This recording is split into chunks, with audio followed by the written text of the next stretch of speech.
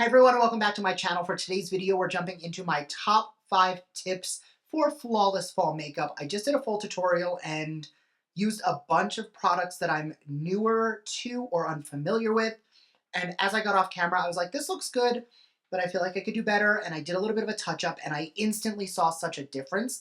And today we're gonna go through those easy 5 tips so that for all of fall and even into winter, your skin looks amazing. So if that's something you're into, make sure to keep on watching. And don't forget to subscribe because I upload every other day. And that'll be the best way to stay up to date on all the fun stuff I'm posting.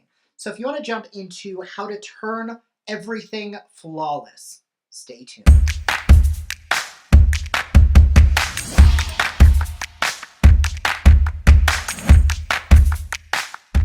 So I don't want to say I didn't like the way my makeup looked. I just think it could have looked better.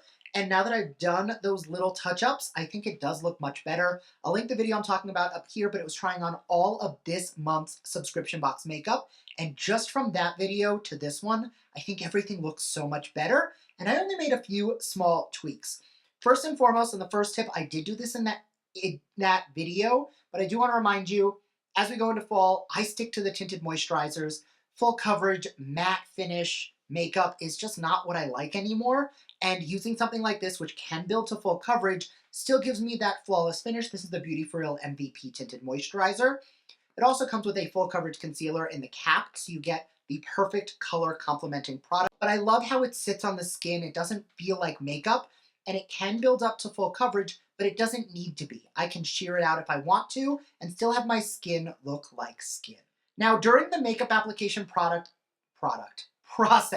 I always spray setting spray on my beauty blender, and I will press that into my skin just to make sure that the makeup doesn't look like it's a mask sitting on top of my skin, and I do that all year round.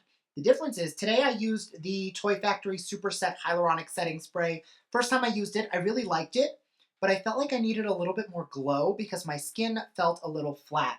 So afterwards, I took the Catrice Illuminating Prime and Find Dewy Glow Setting Mist or Fixing Spray, and it just added this additional glow to the skin and brought everything to life a little bit more. Still, hyaluronic acid is great for hydration and boosting that plumpness to the skin, but adding that level of sheen and glow, because you will notice in here, there's little pigment particles that do give you a little bit of that shine. So even if your skin's on the drier side, not only will hyaluronic acid is great for getting your skin to be more moisturized, but having those pigments on there just helps to fake it a little bit more so your skin looks even glowier.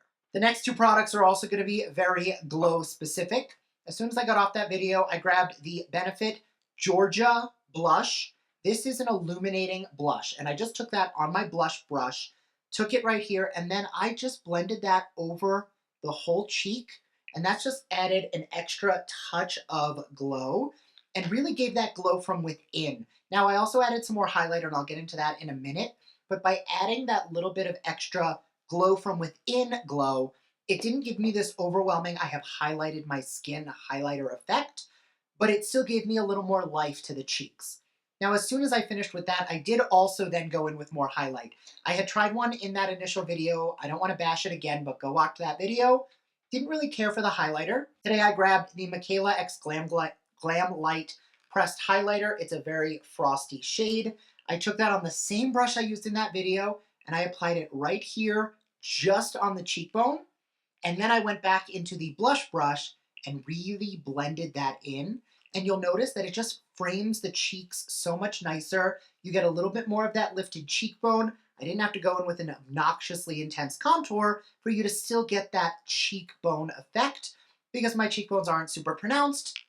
Highlight makes that difference. And by using the blush brush, I was able to diffuse it enough that there's no stripe of highlight on my cheeks. You still get that cheekbone effect, but that glow is going to catch the light even when I move my head in different directions. You're not only going to see it in that one straight line.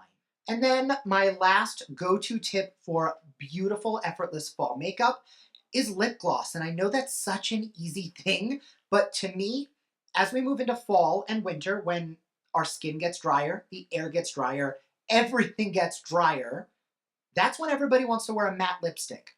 And I get it. In the summer when it's hot and we're dripping and we're sweating, you know, you touch your lips and your matte lipstick goes everywhere. This is the time to get away with a matte lipstick. But to me, my lips get so dry that having that extra layer of gloss on top just helps everything to stay super smooth.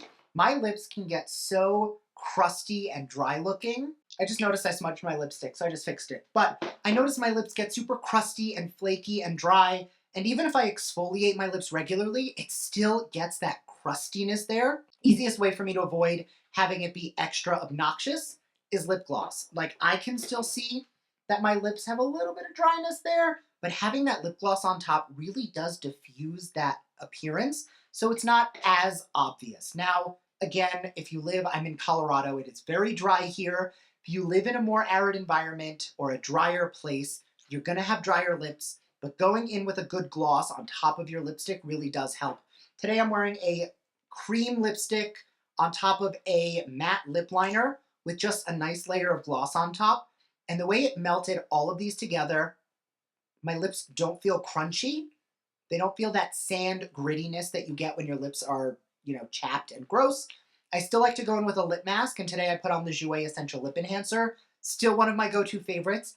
But as I, get into winter, it gets so cold and so dry that that's not even enough.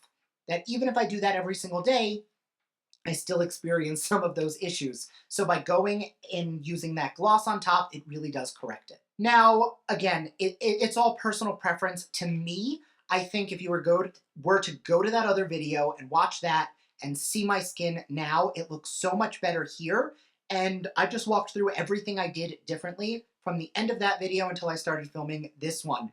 And to me, it made such a world of difference that it's almost an obvious fix. So you might look at that video and say the skin looked better there, or you liked how everything looked better on my makeup in that video. Totally fine. If that's the case, just do what I did there. But for me, this is just such a more welcomed breath of life to the skin that feels so much better, looks, in my opinion, so much better, and will wear so much better without separating, breaking, creasing. Now, obviously, I have a line here. That is a line that I have in my brow. No matter what I do, makeup is going to settle into there.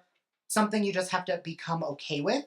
But this is going to de-accentuate it so it's less obvious. I do want to use this opportunity to say something that I have said a million times, but I want to say it again.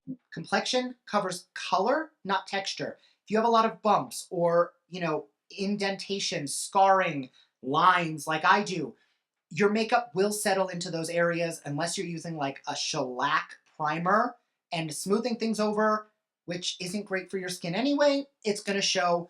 I have learned to embrace this line right here. Now, if they start developing elsewhere a lot worse, I might have an issue. But for right now, I have come to terms with this. I'm okay with it. But this blend of extra setting spray, wetting the beauty blender, pressing it in, adding that extra setting spray, continually layering those liquids on, helps to diminish it, in my opinion, to give me a more flawless fall look. As always, let me know what you think and what your opinions are in the comments down below. I would love to hear your suggestions, and I will see you all in my next video. Bye!